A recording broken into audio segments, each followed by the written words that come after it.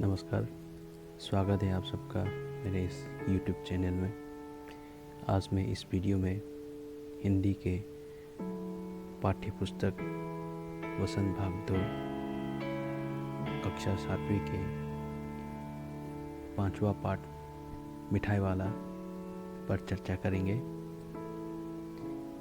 इस पाठ को लिखा है भगवती प्रसाद वाजपेयी जी ने। तो आइए पहले उनके जीवन परिचय को जानते हैं। भगवती प्रसाद वाजपेयी जी कानपुर के मंगलापुर ग्राम में 11 अक्टूबर 1899 को जन्मे। उन्होंने नियमित पढ़ाई मिडिल तक ही की, कई नौकरियां की और लेखन जारी रहा। क्रमशः वह संपादक हो गए। हिंदी साहित्य सम्मेलन के सभापति तो आप रहे ही, फिल्मों के लेखन के लिए भी भाग्य आजमाया। प्रेमपथ, मीठी चुटकी, अनाथ पत्नी, त्यागमयी, दो बहनें, मनुष्य और देवता आदि इनके प्रमुख उपन्यास हैं। कुल 33 उपन्यास श्री वाजपेयी ने लिखे। कहानी संग्रहों में प्रमुख है मधुपर्क, लो, खाली बोतल, उपहार, दीपमालिका और बाती और लौ। इनके नाटक राय पिठौड़ा और छलना बहुत चर्चित रहे। एक कविता संग्रह ओस की बूंद भी है। बाल उपयोगी साहित्य भी भगवती प्रसाद वाजपेयी जी ने खूब लिखा। उर्मी और आरती जैसे पत्रिकाओं का संपादन भी श्री वाजपेयी ने किया। 1922 से 23 में आप माधुरी के संपादन विभाग में थे। 8 मई 1973 को आपका निधन दतिया में हो गया। इस प्रकार उनका जीवन परिचय रहा। तो आइए चलते हैं पाठ मिठाई वाला की ओर। इस पाठ में देखते हैं लेखक मिठाई वाला के माध्यम से क्या बताना चाहते हैं। पेज नंबर 22, मिठाई वाला। बहुत ही मीठे स्वरों के साथ वह गलियों में घूमता हुआ कहता, बच्चों को बहलाने वाला, खिलौने वाला। परासिदा कोई मिठाई वाला है जो परासिदा भगवती प्रसाद जीना कोई वाजपेयी जीना हना हायरी मिठाई वाला से यामना कोई मागी फजरबा खुंजेलदा लाइरक खुलकसिंगदा चꯠचत्तुना मांग हौदुना हायरमी अगांगसिंगबु हरावहनबा बहलाने वाला है बहला अखोगी हेक उब मतमदा नुंगाइबा फावहनबा हरावहनबा सानपुतोनबा लाए हायदुना माना हौना लाउना हायदुना अखोगी लाइरक खुलकसिंगदा कुचत चलमी। इस अधूरे वाक्य को वह ऐसे विचित्र किंतु मधुर ढंग से गाकर कहता कि सुनने वाले एक बार अस्थिर हो उठते। हायरिबा महाकी अधूरे है मपुम फादरबा है इनकम्प्लीट होइबा वाक्य है वही परें विचित्र है यामना ngangningay होइबा मैम टॉप टॉप मादक है थमोइबु सुमतनबा मधुर है फजरबा खोंजेल है मसीगी परेंग सिदा हाइंगिसे इस अधूरे वाक्य को अधूरे वाक्य है मथक्ता हाइरिबा बच्चों को बहलाने वाला खिलौने वाला हाइरिबा असिनी हाइरिबा वाही परेंग असी महांगना अदुक्की मतिक यामना ngangningai oina adubu ngangningai oiragasu yamna phajana hek taba matamda khoi kanagumba amagi mi amagi hekta pungning bu sumalanba adugumba mawngda yamna phajana mahangna sak saktuna khoi khungangi lairiba khoi laira khulaksingda mana kucha chalami hariba mahaki masigi wahi pareng se hektaru matamda ataba miyamna sunane wale hadi ataba miyamana एक बार अस्थिर हो उठते अस्थिर है कोई स्थिर है बदी लेंगदना लेबदुनी अस्थिर है बदी हेक ताब मतमदा मौंदा हवनिंगबा फलौना कनानोने ने हेक येंगनिंगबा कोई मसादा है बदी एनर्जी गुंबा मा हेक लानबा करी गुंबा मा कनानो सही से हेक येंगनिंगबा फाउनबा अदुगुमलबा खोंजेलदा माने यामना फजबा मौंगदा बच्चों को बहलाने वाला खिलौने वाला हाइरिबा वाही सिंगसी सक सक्तुना चलमी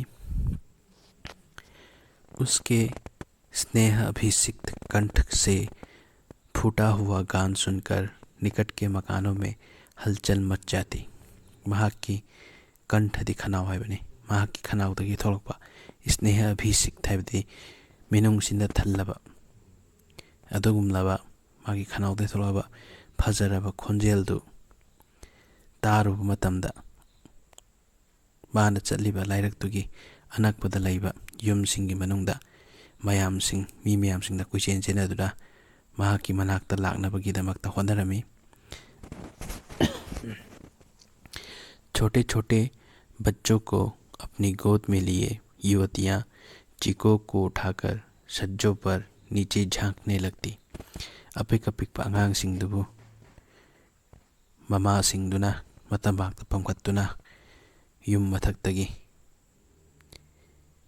मखादा कोई खिलौने वाला न चलिबा मफमदुदा महाकी खोंजेलदो तारु मतमदा थोंनाउदगी नत्रगना युम मथक्तगी चेप्थदुना मंगोंदे येंगामी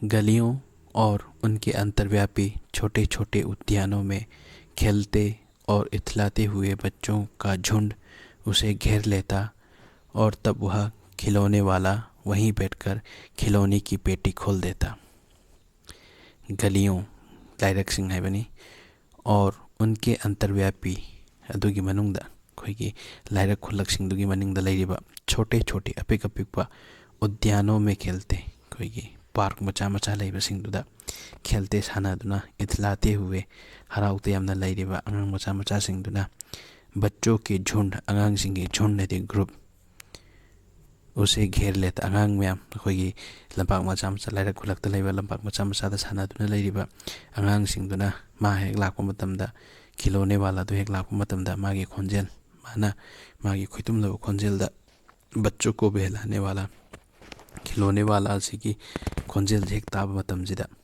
अंगांग मैमदुना सानादुना लैरंबदा मखोइना सानारमीदो तोगा खिलौने वाला अदुबु क्वेश्चनदुना लैरमी अदुगा अंगांग मैमदुना हेक चिंजलकपदगिदी खिलौने वाला अदु मफमदुदा फमदरगा अकोइबदा अंगांग मैमदुना क्वेश्चनलगा माहना मयाइदा फमदुना महाकी सानापोटकी लैरिबा पेटीदी पोयोमदु मफम मखादा थममी अदुगा महांगना हाइरिबा मागी पोयोमदुदगी सानापोटसिंग लौथोक्तुना अंगांग मैमदा येंगली बच्चे खिलौने देखकर पुलकित हो उठते अंगांग सिंगना महाकना पुरकपा सानापोटसिंगदु उबदा अदुकी मतिक हराउरमी वे पैसे लाकर खिलौने का मोल भाव करने लगते मदुदगिदी अंगांग सिंगदुना मयुम मयुमदगी पैसा पुदुना लाई अदुगा भांगना पुरैबा खिलौने वाला है सानापोट योनबा मी हाइबने सानापोट योनबा नुपादुना अंगांग मैम सिंगदुना युमजनदुना सानापोट योनबा नुपादुगा अंगांग मैम सिंगना मयुमदगी पुरैबा पैसा सिंगदु तौरगा मोल भाव है पैसा ममन ngangnaba बार्गेनिंग तौबदुनी ꯑꯉꯥꯡꯁꯤꯡꯗꯨꯅ ꯄꯨꯔꯛꯏꯕ ꯄꯩꯁꯥꯗꯣ ꯃꯣꯏꯒꯤ ꯑꯄꯥꯝ ꯑꯄꯥꯝꯕ ꯁꯥꯟꯅꯄꯣꯠꯇꯣ ꯈꯟꯗꯨꯅ ꯃꯃꯜ ꯀꯌꯥ ꯄꯤ, ꯄꯩꯁꯥ ꯇꯥꯊꯣꯛ ꯇꯥꯁꯤꯟ ꯇꯧꯅꯕꯒꯤꯗꯃꯛꯇ ꯃꯣꯜ ꯚꯥꯎ ꯇꯧꯕ, ꯑꯩꯈꯣꯏꯒꯤ ꯃꯃꯜ ꯍꯥꯏꯅꯕ ꯇꯧꯔꯝꯃꯤ꯫ ꯄꯨꯆꯇꯦ, ꯑꯉꯥꯡꯁꯤꯡꯅ ꯍꯥꯏꯔꯝꯃꯤ, ꯏꯆꯀꯥ ꯗꯥꯝ ꯀꯌꯥ ꯍꯥꯏ, ꯃꯁꯤꯒꯤ ꯃꯃꯜ ꯀꯌꯥꯅꯣ? ꯑꯉꯥꯡꯅ ꯍꯥꯏꯕꯒꯤ, ꯑꯉꯥꯡ ꯃꯆꯥ ꯄꯤꯛꯏꯕ ꯑꯉꯥꯡꯅ ꯍꯥꯏꯕ ꯃꯇꯝꯗ ꯑꯩꯈꯣꯏꯒꯤ ꯂꯣꯟ ꯁꯨꯗꯕꯒꯤ ꯏꯁꯀꯥ ꯍꯥꯏꯒꯗꯕ ꯃꯐꯝꯗꯨꯗ ꯁꯥꯒꯤ ꯃꯐꯝꯗ ꯁꯥ ꯂꯥꯛꯏꯕꯁꯦ ꯑꯉꯥꯡꯅ ꯍꯥꯏꯕꯗ ꯑꯩꯈꯣꯏꯒꯤ ꯂꯣꯟ ꯁꯨꯗꯕꯅꯤ꯫ ꯔꯥꯏꯇꯔꯁꯤꯅ ꯁꯤꯗ ꯑꯩꯈꯣꯏꯅ ꯈꯪꯒꯗꯕꯗꯤ ꯀꯩꯅꯣ? ꯔꯥꯏꯇꯔꯁꯤꯅ ꯃꯥꯒꯤ ꯑꯉꯥꯡꯒꯤ ꯂꯩꯔꯤꯕ, ꯑꯉꯥꯡꯅ ꯀꯔꯝꯅ ꯍꯥꯏ, ꯑꯉꯥꯡꯒꯤ ꯃꯑꯣꯡ ꯃꯇꯧ ꯍꯥꯏꯕ ꯃꯇꯝꯗ ꯋꯥ ꯉꯥꯡꯕꯗ ꯁꯣꯏꯕ ꯈꯣꯠꯄ ꯃꯌꯥꯝꯁꯤꯡꯗꯨꯁꯨ ꯌꯥꯝ ꯀꯨꯞꯅ ꯃꯥꯅ ꯌꯦꯡꯉꯤ꯫ ꯑꯣꯜ ꯏꯁꯀꯥ, ꯁꯤꯗ ꯑꯣꯜ ꯍꯥꯏꯁꯦ ꯑꯣꯔ ꯍꯥꯏꯕꯗꯨꯅꯤ, ꯑꯗꯨꯒ ꯏꯁꯀꯥꯗꯁꯨ ꯁꯥ ꯑꯣꯏꯒꯗꯕꯗꯨꯗ ꯁꯥ ꯑꯣꯏꯔꯦ꯫ ꯑꯗꯨꯒ ꯁꯥꯟꯅꯄꯣꯠ ꯍꯪꯉꯤꯅꯤ, ꯁꯤꯒꯤ ꯁꯥꯟꯅꯄꯣꯠꯁꯤꯅ ꯀꯌꯥ ꯄꯤ, ꯑꯇꯣꯞꯄ ꯑꯃꯁꯤꯅ ꯀꯌꯥ ꯄꯤ? ꯑꯣꯜ ꯏꯁꯀꯥꯅ ꯃꯊꯪ ꯃꯊꯪ ꯁꯥꯟꯅꯄꯣꯠ ꯑꯃꯃꯨꯛ ꯄꯥꯏꯈꯠ ꯑꯃꯃꯨꯛ ꯄꯥꯏꯈꯠ ꯑꯉꯥꯡꯁꯤꯡꯅ ꯁꯥꯟꯅꯄꯣꯠ ꯌꯨꯝꯐꯝꯗ ꯇꯧꯕꯗꯨꯅꯤ, ꯑꯗꯨꯒꯤ ꯃꯇꯧꯗꯨꯃꯛꯅꯤ ꯁꯤꯗ ꯃꯥ ꯔꯥꯏꯇꯔꯅ ꯏꯔꯤꯕꯁꯤ꯫ मखा तरपद यंगसी, खिलौने वाला बच्चों को देखता और उनकी नन्ही नन्ही उंगलियों से पैसे ले लेता और बच्चों की इच्छा अनुसार उन्हें खिलौने दे देता। मतमदुदा अंगांग मैमना ममन सानपोत ममन हंगबा, सानपोत की पैसागा कोई ममन नगनबा मतमदुदा महांगना अंगांग सिंगदुगी खिलौने वाला दुना सानपोत दुना पादुना अंगांगी पीबा तनौ तनौरबा मखोइगी खुसासिंगदगी पाना पैसा लवी, अदुगा अगांगसिंगदुना पाम्बा इच्छानुसारदि मखोइगी पामजाबा मबुंगनिंग हेक पामजाबदो अदुगुम्बा सानपोतसिंगदो मखोइदे पी। हाइदि पैसा लवी, पैसादो ममन ngangnar matungda मखोइदगी पैसादो लौरकांदा सानपोत दुना पादुना अगांगसिंगदुगी पामजाबा सानपोत मखोइदे पीबी। खिलौने लेकर फिर बच्चे उछलने कूदने लगते और तब फिर खिलौने वाला उसी प्रकार गाकर कहता, बच्चों को बहलाने वाला खिलौने वाला। सानापोत फंगब मतुंगदि अगांगसिंगदु हराउना चेन चोंगदुना सानरमी। अगांगसिंगदुना चेन चोंगबा सानबा मतमदुददि सानापोत योनबा नुपादुना हानगी मतौगुम इसै सकबगुमना माना हौना हौना हायरमी, बच्चों को बहलाने वाला खिलौने वाला हायदुना। सागर की हिलोर की भांति उसका यह मादक गान गली भर के मकानों में इस ओर से उस ओर तक लहराता हुआ पहुंचता और खिलौने वाला आगे बढ़ जाता। सागर की हिलोर की भांति, सागर यदि समुद्र है, समुद्र लाकपा कोई इसिंग इपोम वेव लाकपदो अदुगी मतौगुम भांति यदि अदुगी मतौगुम उसका यह मादक गान महाकी अदुगुमनबा पुंगनिंगबु यामना सुमतपा मांगना सकपा इसै करंबे इसै बच्चों को बहलाने वाला खिलौने वाला हाइबा वाही परेंग से मसी कदोबा गली भर के मकानों में कोई गली गली दा लायरक सिंग लैरिबा युम सिंग दा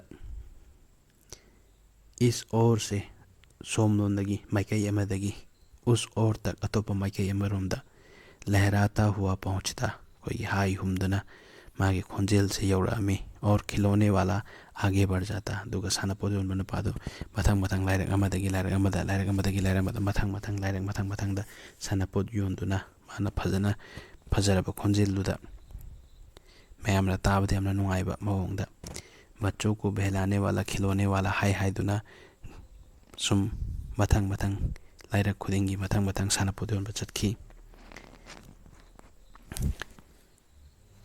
राय विजय बहादुर के बच्चे भी एक दिन खिलौने लेकर घर आए। राय विजय बहादुर की मचासिंगसु नोमदी सानापोत लैदुना सानापोत लैरगा युमदा लाअमी।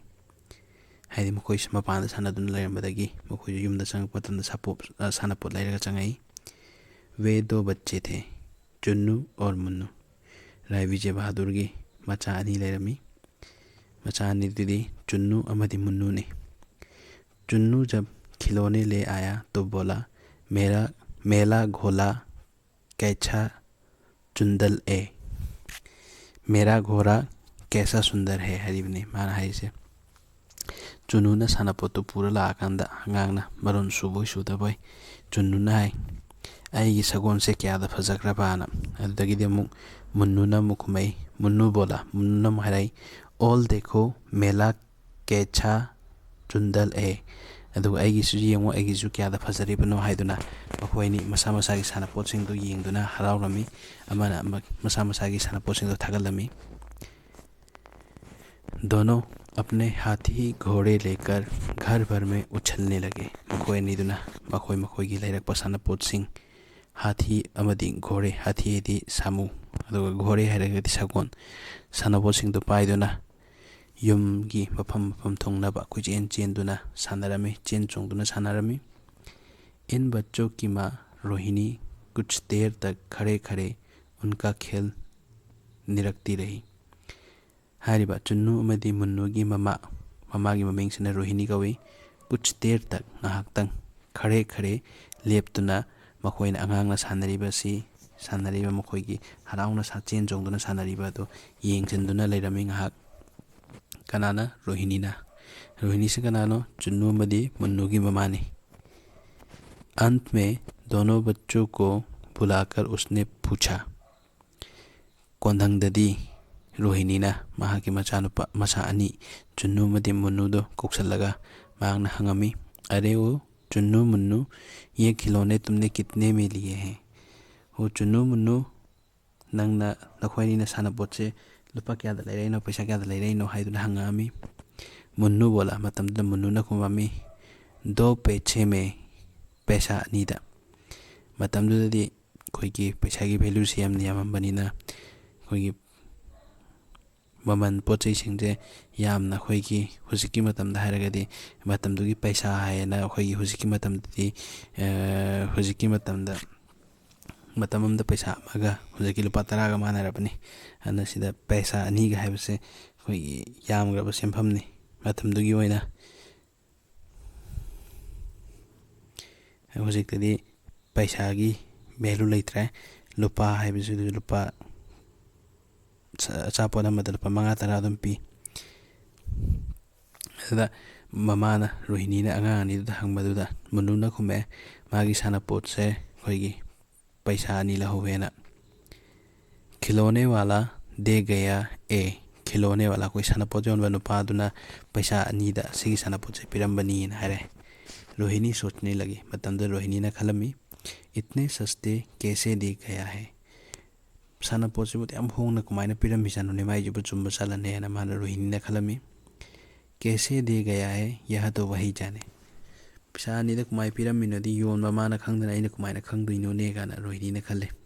लेकिन दे तो गया ही है इतना तो निश्चय है। अदो माइजे सुंगसोय सोयदनादी पैसा अनीदा पिरंबा माना सिबुदी सोयद्रे। एक जरा सी बात ठहरी रोहिणी अपने काम में लग गई। ngahak खलमगा ngahak तक माजी लेपगा खलमे पैसा अनीदाबु सानापोतसे कुमाइ पिरंबिनो हाइदुना अदुदगिदी रोहिणी से मुक मागी मथौदा पुनिंग चंग्रे मागी मथौ मुक मखा चथग्रे। फिर कभी उसे इस पर विचार करने की आवश्यकता भी भला क्यों पड़ती। अमाना थबक तौबु हौगिबददी मागी थबक तो यामना चिनबनिना युमगी थबक युंगांग तौगिबदैदी अमुक हन्ना हाइरिबा पैसा अनी खितंगदा माना सानापोतसे कैलौगी पिरंबिनो हाइबगी खनबगी मतम मंगोंदा संगिद्रे अदुगी बखलदो मा थादोक्रे काउग्रे। अनीसुबा सिन अमुक लाए। अनीसुबा सिनजे अमुक यंगे पेज नंबर 23 दा मखागी पैराग्राफ अदु 6 महीने बाद था तरुक की मतुंगदा नगर भर में 2-4 दिनों से एक मुरली वाले के आने की समाचार फैल गया। कोई नगर मनुंगदा हाइबे टाउनदुदा मोइना लैरिबा टाउनदुगी मनुंगदा मयामना नुमित 3-4 सिदगी हाइबेदी मयामना ngangnaba hawreba kari haina ngangnaba hawre akoigi town sida akoigi shahar sida akoigi nagar sida akoigi murli di basi habni basi yonba nupa ama dai haiduna mayamna ngangnaba hawreba samachara di paw phel ga santomi mepung khungna khudimangna paw je khangnarame kari khangnarame dudi makoigi lairiba town sida akoigi basi yonba anoba basi yonba mala e haiduna लोग कहने लगे ma'am हैदरमी भाई वाह मुरली बजाने में वह एक ही उस्ताद है। अस ngसाइगी बासी खोंग नुपादुदी बासी खोंब याम थी है मामु हईबा बासी खोंब अतोप अमता लेरमरोय गाना मखोय मैम पंगाइदे हाइनै। मुरली बजाकर गाना सुनाकर वह मुरली बेचता भी है, सो भी 2-2 पैसे में। मुरली बजाकर बासी खोंदुना गाना सुनाकर इसई तहंदुना वह मुरली बेचता भी है। महांगना कोई मुरली बासी सिंधु बेचता भी है, अदु बासी सिंधु योली, सो भी 2-2 पैसे में। अदुसु सुमनतगी पैसा अनी खेतंगदा ngasai sanapot su paisa ani khitang da pirami amana पुरैबा बासी सिंह सुमनगी पैसा अनी दा तुम योले। भला इसमें उसे क्या मिलता होगा? माना पैसा अनी खितंग दा होंग योंथोइजे सिदबु माबु करी ओइजाबा करी प्रॉफिट फंगमदना माना पोट योलीदुबो करी दा कानरमदैनो हाइदुना खलमी। मेहनत भी तो ना आती होगी, महाकी कोई खुसुमन बु फंगमोय बासी साबगी बासी लैबगी मागी माना पोट योनबगी दा पुरमैदो सेंदोंग अमता फंगमरोय हाइदुना खलमी। पोट म्यामना पोट योलीसे सेंदोंग फंगनबा पैसा हेन फंगनबगीदमक्ता पैसा तानबगीदमक्ता योनैनेबा अदो माना मागी पोचैसिंगदो मयामदि होंग होंग योनथोबनिना मंगोंदा प्रॉफिट तो लैरमरोय हाइदुना खनै। मखाताना यंगसी। एक व्यक्ति ने पूछ लिया, नोंमदी मिसक अमना हंगमी, कैसा है वह मुरली वाला? अदुगी बासियोन मनुपादो कुमाई तौगेने मसमगतो कुमाई तौगेने। मैंने तो उसे नहीं देखा, ऐदी उद्रिने मागी मुरली वाला हाइदुबु मसक्तो कुमाइनबु तौगेने हंगमी। उत्तर मिला, अदुगी पखुम फंगामी। हंगबु मतंदा करी आइना हैरामी यंगसी। उम्र तो उसकी अभी अधिक न होगी, यही 30-32 का होगा। चही दीपंगे में ममगिरोय नहा माली यामाबदा चही 30-32 अदमाई लेरमगनी नहाय। दुबला पतला गोरा युवक है, मसा पातक चेंतक तवी द कुचु ngौवी युवक अदि नहा हाइबनी नहानी कुचु ngौब नहानी हाइबको। बीकानेरी रंगीन साफा बांधता है, कोई बीकानेर द साबा बीकानेर है राजस्थान लेबा मफम अमनी। रंगीन है कलरफुल होइबा मचू मचू किया गयोइबा। साफा बांधता है, साफा दी कोई अद हाइबनी कोई कोकते येसनबदो अदुगुम्बा कोई पिक्चर दसु उरिसि यंगो पेज नंबर 23 दा पीरिबा पिक्चर सिदा त कोकता कोई कलरफुल होइबा कोई अदम येली।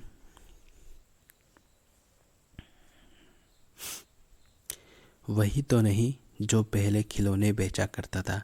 मसीदा वहांगा ममु हंगे, ए अदुदी हाना ममांग सानापोत योनबा लाअंबा नुपादो नत्तबरने हाइदुना हंगामी। क्या वह पहले खिलौने भी बेचा करता था? माग तो बहाना हुजिक बासी योनबा लाइब नुपादो बहाना अखोइगी सानापोत कासु योलंबा चालने हंगी। नेक्स्ट पेज ता यंगसी, पेज नंबर 24। हाँ, जो आकार प्रकार तुमने बतलाया उसी प्रकार का वह भी था। नंगना होजिक हारिबा मी ngौवी कोई मी पातक चेंतक तवी अदगी चही 30-32 मतंग सुरम दंगारमगिनी हाइबदुनदी अदो कोकतना बीकानेरगी ओइबा कोई अदम येली हाइबदो नंगना हारिबा मोंग मतंग मयाम सिंगदुदी हाना सानापोत योनबा लाकपा नुपादुसु अदुगी मोंग तौबनी हाइदुना हाइरामी। तो वही होगा, पर भाई है वह एक उस्ताद। अदु हेदी चुमे नंग हाइदो हाना सानापोत योनबा लाकपा नुपादो ओइरमनी हाइदुना कोई राइटर सिगा मानबसिगा वारी सानै। अदो मादो हानागी सानापोत योनबदो ओइरगसु महाक्सि बासी खोंबा यामना है पुरा उस्ताददी अखोइगी करिगुम्बा सिंफम अमदा यामना हैबा अदुगुम्बा मिसक्तबु उस्ताद कवि। अदो मा बासी खोंबदि याम हैबा मिनी हाइदुना हाइरामी। प्रतिदिन इसी प्रकार उस मुरली वाले की चर्चा होती। निमित खुदिंगी अदुगुम्लबा अखोइगी मुरली योन बासी योनबा नुपादुगी चर्चा दी डिस्कशन मयामना तौरमी हाइदि मुरली योनबा नुपादो कुमाई तौई मागी मसमगतो कुमाई तौई मासे कुमाई करी करी इसैसिंग खोंगी अदगी मागी को मकोकता करी येली खोली हाइबना चिंगबा मागी मरमदा मयामसे अदुम खनरमी डिस्कशन तौनरमी। प्रतिदिन नगर की प्रत्येक गली में उसका मादक मृदुल स्वर सुनाई पड़ता, बच्चों को बहलाने वाला मुरली वाला। प्रतिदिन है निमित खुदिंगी डेली है विदुनी। नगर की प्रत्येक गली में कोई ताउंदुदा लैरिबा कोई लैरक खुदिमक्ता उसका महाकी मादक कोई पुनिंग बुसमतपा मृदुल खोथुमलबा स्वर सुनाई पड़ता महाकी खोंजेल अदु ताबा फंगमी करी हाइना बच्चों को बहलाने वाला मुरलिया वाला हाइदुना अगांग सिंह हराउनबा अखोइगी बासियोनबा मिलाए हाइदुना माना हौना हौना हाइरमी हानदी माना करी हाइरमी बच्चों को बहलाने वाला खिलौने वाला हाइरम सनपोत योनबा मतमदना सनपोत योनबा मिलाए हाइरमी हुजिकना बासी योलबनिना बासी योनबा मिलाए हाइरी। रोहिणी ने भी मुरली वाले का यह स्वर सुना। रोहिणी ने सु नोमदी अखोइगी बासी योनबा लाकपा नुपादुगी भांगना योनबा लाकपा मतमदा हाइरा हाइरा लाकपा इसै सक्तुना लाकपा दुगुमबा खोंजेल तारमी बच्चों को बहलाने वाला मुरलिया वाला है वो खोंजेल से तारमी। तुरंत ही उसे खिलौने वाले का स्मरण हो आया महांगना अदुगी खोंजेल हेक तारो मतमदा हाना ममांगना सानापोत योनबा लाकपा नुपादुगी खोंजेल खुदक्तुदा निंगजंगामी। उसने मन ही मन कहा खिलौने वाला भी इसी तरह गा गा कर खिलौने बेचा करता था। खोइगी मुरली बासी योनबा लाकपा नुपादुगी खोंजेल तारो मतमदा खोइगी रोहिणीना हाना सानापोत योनबा लाकपा नुपादुगी खोंजेल निंगजंगी माना खलमी हाना सानापोत योनबा लाकपा नुपादुजु असुमना इसै सक्तुना खोंजेल चप मानाना लाअंबनी हाइदुना माना निंगजंगामी। रोहिणी उठकर अपने पति विजय बाबू के पास गई। रोहिणी हौगलगा महाकी मपुरोइबा विजय बाबू की मनाक्ता चंगमी चलमी। जरा उस मुरली वाले को बुलाओ तो चुन्नू मुन्नू के लिए ले लूं। अदुगा महाकी मपुरोइबा विजय बाबू की मनाक्ता चंगगा महांगना हाइरमी असिगी बासी योनबा नुपासिबु कोक्सनबिरो चुन्नुगा मुन्नुगा की खरा लेबिसी बासी खरा लेबिसी हाइदुना हाइरमी। रोहिणीना महाकी मपुरोइबा विजय बाबूदा क्या पता यह फिर इधर आए ना आए कनाना खंगबनो हयेंग अमुगन अखोइगी लेखाइरोनदा अखोइगी लाइरकलोनसिदा अमुक लाकिद्रा लाओइद्रा हाइदुना तंबादे अदुना लाइंगाइसदा लेहौरसी हाइदुना हाइरमी।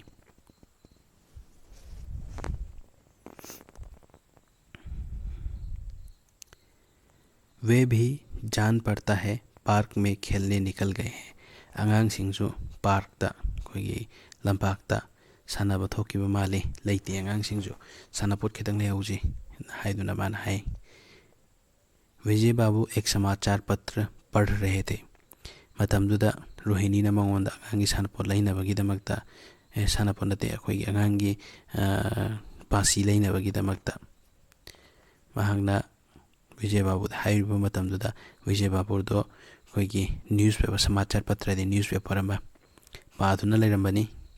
उसी तरह उसे लिए हुए वह दरवाजे पर आकर मुरली वाले से बोले क्यों भाई किस तरह देते हो मुरली माना अखोइगी खबर पारंबदगी खबर दो पाइखलगा हवलगा अखोइगी बासी योनबा नुपादुगी मनाक्ता चंगगा मांगना हंगमी नंगी बासी सिंगजिबु ममन क्या क्या पीगे कुमाई योलिनो हाइदुना हंगमी।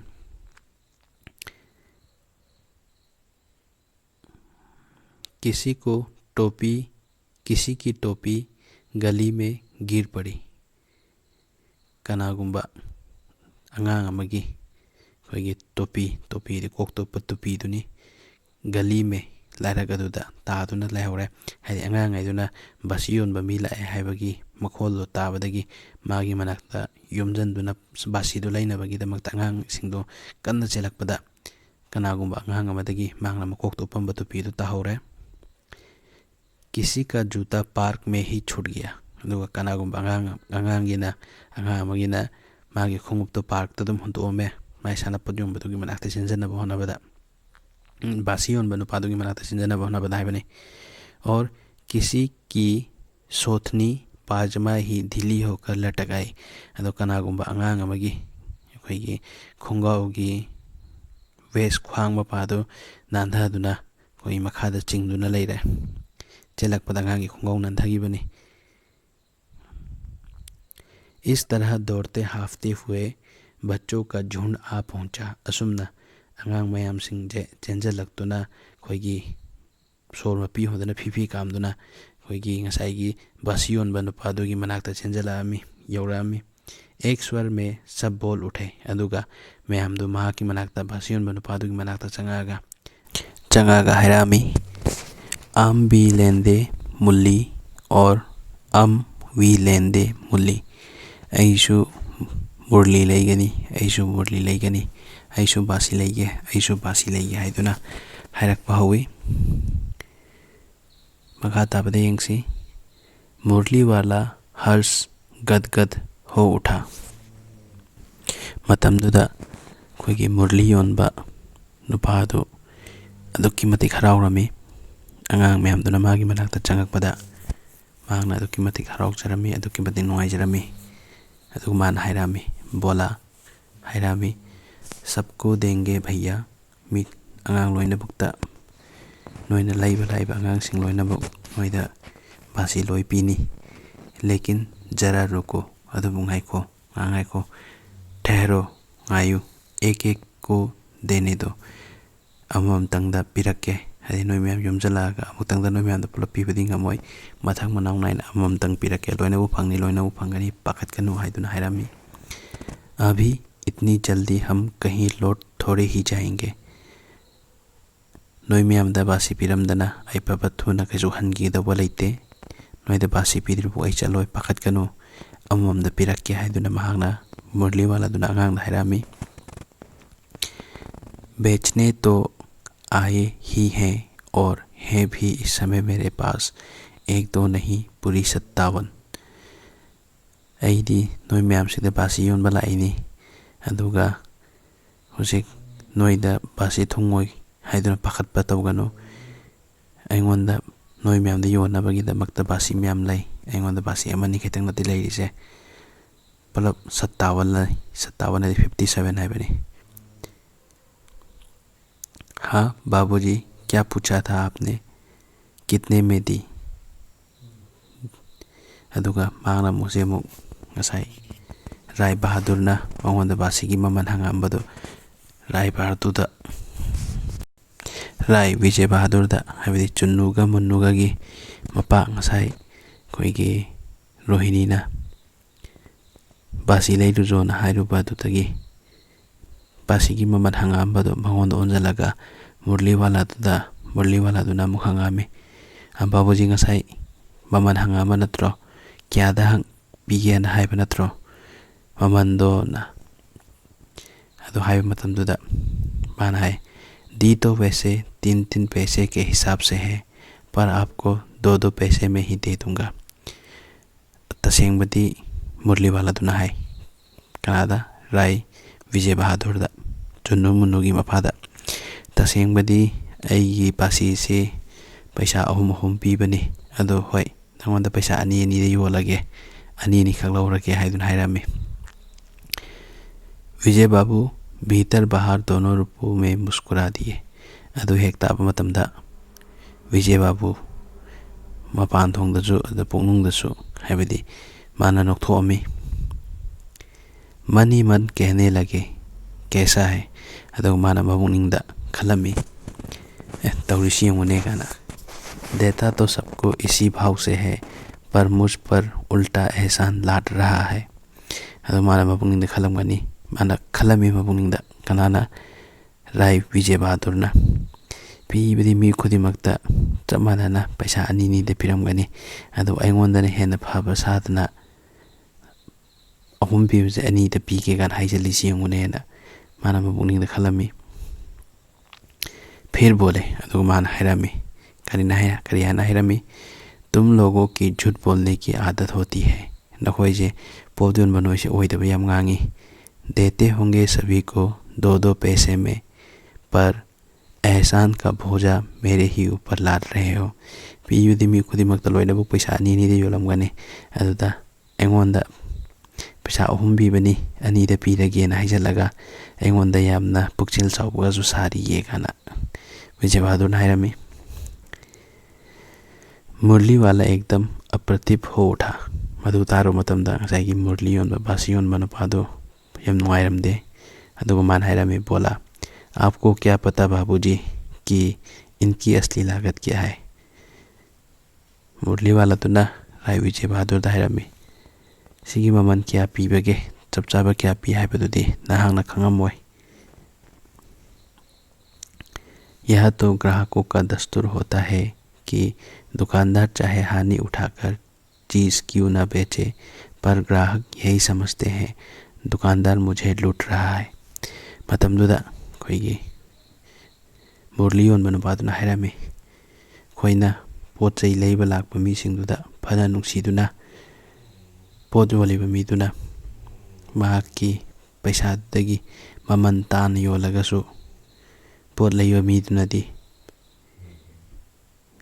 पोत योलिबा मीदुना मंगोंदगी पैसा हेना लौई हाइदुना अदुम खल्ली। मसी नहांगनदी खंगमोयन हाइरामी। आप भला काहे को विश्वास करेंगे? होय थाजबमजु थोकते अइना हाइरिसे अइना फना तांगना लौरकपा ओइरगसु अइना होंगना योंथोकपा मतमदा अइना हाइबसे अदोमना थाजबिरमोय हाइदुना मुरलीवालाना राय विजय बहादुर हाइरामी। लेकिन सच पूछिए तो बाबूजी, असली दाम तो 2 ही पैसे हैं। तसेंगना हाइरबदा अइना ओइदबा ngang असेंगबा हाइरदी मसीगी बासी सिंह अइना जो पैसा अनी दा लौरकपनी। आप कहीं से 2 पैसे में ये मुरली नहीं पा सकते। अदुबु स्वाइददी अइना पुरैबा बासी से मफमजिददी पैसा अनीदा मफम तक लैगे फंगोय। मैंने तो पूरी 1000 बनवाई थी, तब मुझे इस भाव पड़ी है। अइना मतम अमुदा अमुक्तंगदा बासी लिसिंग अमा सिंगबगी अइंगोंदा पैसा अनी दा फंगबवानी। अदु स्वाइदा नंगना बासी लैगेना चलुरगदी पैसा अनी दा सुफंग फंगोय हाइदुना हाइरामी। विजय बाबू बोले, अच्छा मुझे ज़्यादा वक्त नहीं, जल्दी से 2 ठो निकाल दो। अई मतम यामना लैत्रे। विजय बाबू हाइरामी मतम याम लैतेसे अई अनी पिरो हाइदुना हाइरामी। 2 मुरलियां लेकर विजय बाबू फिर मकान के भीतर पहुंच गए। गसाइगी चुन्नू अमदी मुन्नूगी मपा विजय बाबू दो मुरलीवालादगी बासी योनबा नुपादगी बासी अनी लौरगा युम मनुंगदा मुक चंगरे। मुरलीवाला देर तक उन बच्चों के झुंड में मुरलियां बेचता रहा। अदुबु बासी योनबा नुपादुदी कुई फना कुईरा फाउबा आंगांग मियामदुगी मरक्ता फमदुना आंगांग मियामदा बासी योनदुना लेहवी। उसके पास कई रंग की मुरलियां थी। बासी योनबा नुपादुगी मनाक्ता बच्चों कया कयागी तोंगान बच्चों कयागी बासी क्यामरम लैरमी। बच्चे जो रंग पसंद करते मुरली वाला उसी रंग की मुरली निकाल देता। आंगांग सिंगना पामजबा माना खंजबा तोंगान मचू सिंगदो माना खंदुना लौथोगा आंगांग सिंगदा पिरमी। यह बड़ी अच्छी मुरली है अदुगा महाकना हाइरमी। आंगांग सिंगदा सिगी बासी सिदी यामना फबनी, तुम यही ले लो बाबू से बाबू नंग सी लौरो इबुंगा नंग सी लौरो सी याम फब बासी नहीं। राजा बाबू तुम्हारे लायक तो बस यह है। इचानुपा नंगी ख्वाइदगी चानबा बासी दी सीजीनी सिना नंगी ओइरो। हाँ भैया तुमको वही देंगे।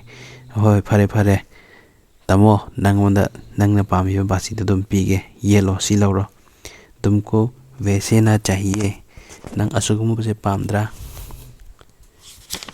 नेक्स्ट पेज देंगे। यह नारंगी रंग की, अच्छा वही लो।